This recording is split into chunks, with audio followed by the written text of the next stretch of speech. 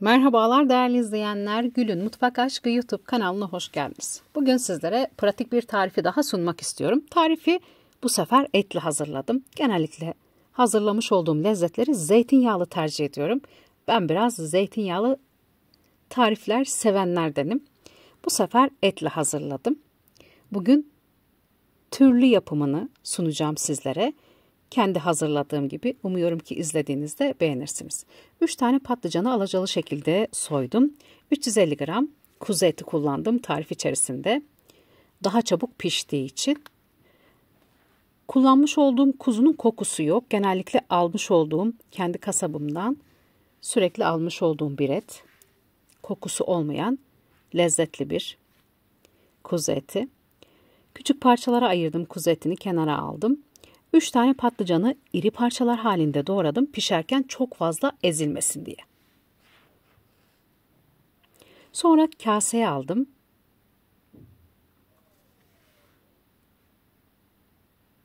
Üzerine yarım yemek kaşığı toz şeker ekledim. Toz şeker eklememdeki sebep hem patlıcanın kararmaması için hem acısı varsa alır ve toz şeker tuzdan daha lezzetli yapıyor patlıcanı. Suda bekletmiyorum ben. Tuzda bekletmiyorum. Biraz toz şeker ekliyorum ve sonrasında yıkamıyorum. Soymadan önce patlıcanları yıkadığım için.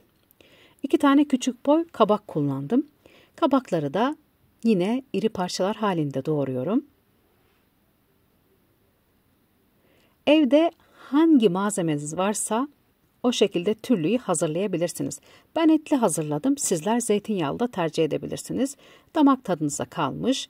Bütçenize nasıl uygun gelirse o şekilde pişirebilirsiniz. Malum sebzeler de pahalı artık. Tarif içerisine soğan kullandım.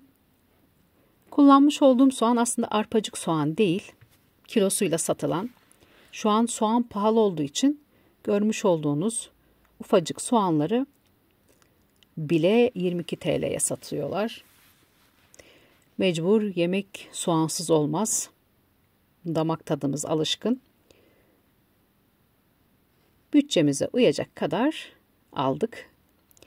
350 gram orta yağlı kuzu etini önce tencereye aldım. Sonra soğanları ekledim küçük boy olan.